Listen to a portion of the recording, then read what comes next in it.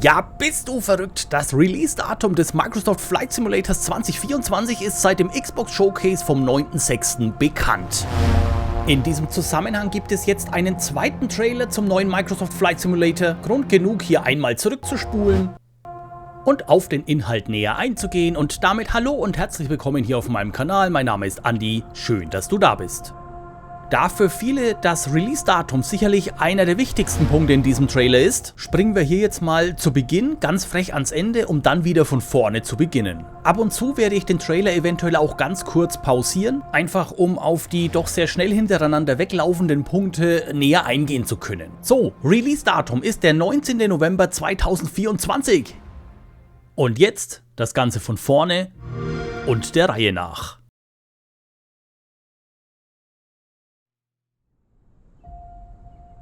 Der Trailer beginnt mit einem Air Race. Auch im 2020er gab es zu diesem Thema bereits einen kostenpflichtigen Zusatzinhalt.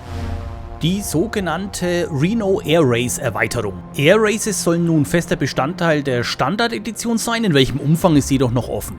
In der nächsten Szene sehen wir hier einen sehr lebendigen Airport, also wenn das dann in der fertigen Simulation tatsächlich so aussieht mit Live-Wetter, Live-Verkehr im Multiplayer, meine Güte, Hut ab, dann flippe ich aus!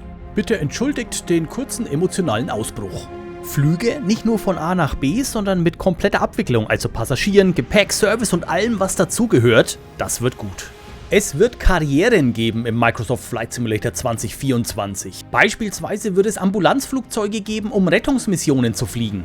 Wir werden Aufträge erhalten, um Luftwerbung durchzuführen oder VIP-Gäste von A nach B fliegen. Damit einhergehend werden wir auch neue Fluggeräte in der Standardversion finden, wie hier zum Beispiel den Vision Jet.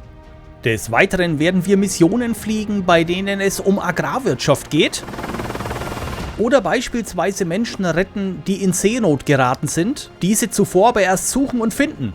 Außerdem werden wir umfangreiche Transportmissionen fliegen dürfen, mit neuen Helikoptern oder wie hier dem A400M. Auch die Brandbekämpfung wird simuliert und wir dürfen entsprechende Aufträge mit Fluggeräten fliegen. Und das Schöne ist, wer möchte, kann, wie jetzt auch schon im 2020er, die Welt einfach nur erkunden. Im 2024er scheinbar sogar mit Fotoapparat. Auch die Ballonfahrt wird Teil der Standard-Edition und sehen wir hier eventuell ein Lufttaxi für weitere Missionen? Einen Zeppelin in der Standardversion fliegen zu können, auch eine neue Erfahrung. Aber auch viele Dinge, die erst nach Release des 2020ers ihren Weg in die Simulation gefunden haben, wie beispielsweise der Helikopterflug oder Segelflugzeuge, all das wird im 2024er Standard sein. In Summe ein besserer Microsoft Flight Simulator 2024, in dem ich meine für den 2020er gekauften Zusatzinhalte weiterverwenden kann. Auch gekaufte Zusatzgeräte, also zum Beispiel Flightsticks, Pedale und so weiter, all das wird auf Xbox und PC weiter kompatibel sein.